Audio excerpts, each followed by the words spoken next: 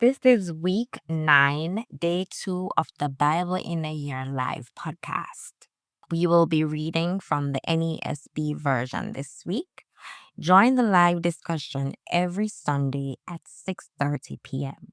You can find the Zoom details for that in the description. Let's dive in. Let's dig in. Let's read. Then the Lord spoke to Moses, saying, Command the sons of Israel that they send away from the camp everyone with leprosy, everyone having a discharge, and everyone who is unclean because of contact with a dead person. You shall send away both male and female. You shall send them outside the camp so that they do not defile their camp where I dwell in their midst. And the sons of Israel did so and sent them outside the camp. Just as the Lord had spoken to Moses, that is what the sons of Israel did. Then the Lord spoke to Moses, saying, Speak to the sons of Israel, when a man or woman commits any of the sins of mankind, acting unfaithfully against the Lord, and that person is guilty, then he shall confess his sin which he has committed, and he shall make restitution in full for his wrong, and add to it a fifth of it, and give it to him whom he has wronged. But if the person has no redeemer to whom restitution may be made for the wrong, the restitution which is made for the wrong must go to the Lord for the priest, besides the ram of atonement, by which atonement is made for him. Also, every contribution pertaining to all the holy gifts of the sons of Israel, which they offer to the priest, shall be his. So every person's holy gift shall be his. Whatever anyone gives to the priest, it becomes his. The adultery test.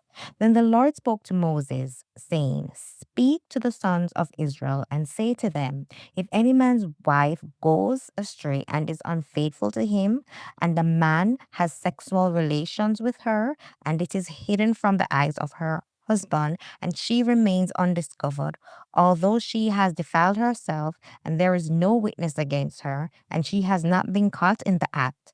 If an attitude of jealousy comes over him, and he is jealous of his wife when she has defiled herself, or if an attitude of jealousy comes over him, and he is jealous of his wife when she has not defiled herself, the man shall then bring his wife to the priest, and shall bring as an offering for her a tenth of an ephah of barley meal. He shall not pour oil on it, nor put frankincense on it, because it is a grain offering of jealousy, a grain offering of reminder, a reminder of wrongdoing. Then the priest shall bring her forward and have her stand before the Lord.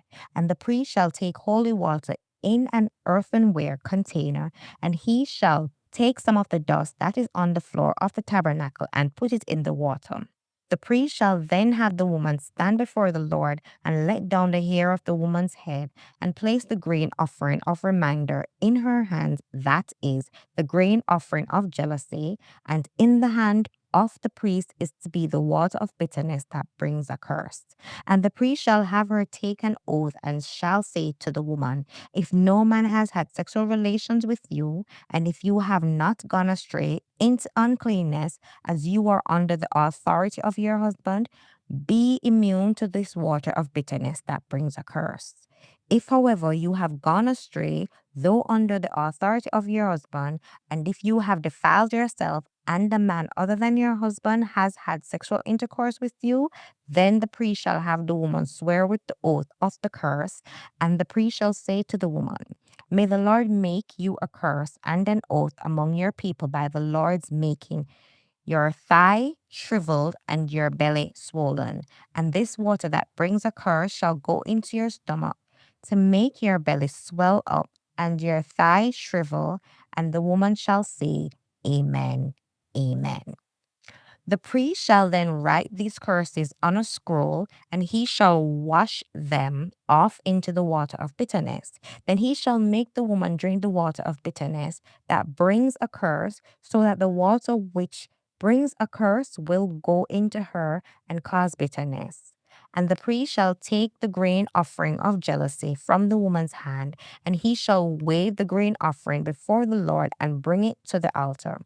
And the priest shall take a handful of the grain offering as its reminder offering and offer it up in smoke on the altar, and afterward he shall make the woman drink the water. When he has made her drink the water, then it will come about, if she has defiled herself and has been unfaithful to her husband, that the water which brings a curse will go into her and cause bitterness, and her belly will swell up, and her thigh will shrivel, and the woman will become a curse among her people. But if the woman has not defiled herself and is clean, she will be immune and conceive children. This is the law of jealousy when a wife who is under the authority of her husband goes astray and defiles herself, or when an attitude of jealousy comes over a man and he is jealous of his wife, he shall then have the woman stand before the Lord, and the priest shall apply all of this law to her.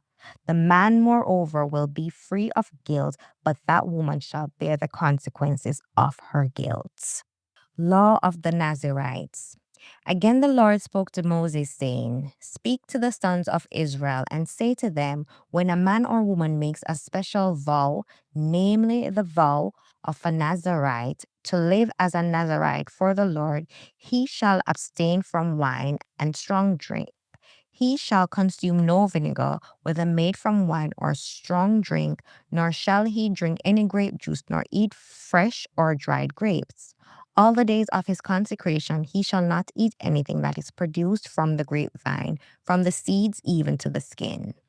All the days of his vow of consecration, no razor shall pass over his head. He shall be holy until the days are fulfilled, which he lives as a Nazarite for the Lord. He shall let the locks of hair on his head grow long. All the days of his life as a Nazarite for the Lord he shall not come up to a dead person. He shall not make himself unclean for his father or for his mother, for his brother or for his sister, when they die, because his consecration to God is on his head. All the days of his consecration he is holy to the Lord.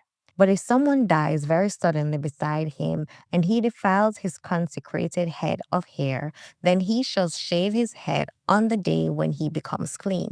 He shall shave it on the seventh day. Then on the eighth day he shall bring 2 turtle doves or 2 young doves to the priest to the entrance of the tent of meeting, and the priest shall offer one as a sin offering and the other as a burnt offering, and make atonement for him regarding his sin because of the dead person. And on that same day he shall consecrate his head, and shall live his days of consecration as a Nazarite for the Lord, and shall bring a male lamb a year old as a guilt offering, but the preceding days will not count because his consecration was defiled. Now, this is the law of the Nazarite. When the days of his consecration are fulfilled, he shall bring his offering to the entrance of the tent of meeting, and he shall present his offering to the Lord. One male lamb a year old without defect as a burnt offering, one ewe lamb a year old without defect as a sin offering, one ram without defect as a peace offering, and a basket of unleavened loaves of fine flour mixed with oil and unleavened wafers spread with oil, along with their grain offering and their drink offering. Then the priest shall present them before the Lord and offer his sin offering as his burnt offering. He shall also offer the ram as a sacrifice of peace offerings to the Lord. Together with the basket of unleavened bread, the priest shall also offer its grain offering and its drink offering. The Nazarite shall then shave his consecrated head of hair at the entrance of the tent of meeting, and take the consecrated hair of his head and put it on the fire which is under the sacrifice of peace offerings.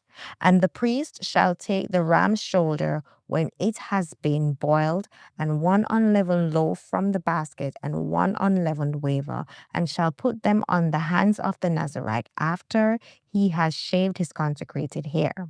Then the priest shall wave them as a wave offering before the Lord. It is holy for the priest, together with the breast offered as a wave offering, and the thigh offered as a contribution, and afterward the Nazarite may drink wine. This is the law of the Nazarite who vows his offering to the Lord according to his consecration, in addition to what else he can afford, corresponding to his vow which he makes, so he shall do according to the law of his consecration. Aaron's benediction.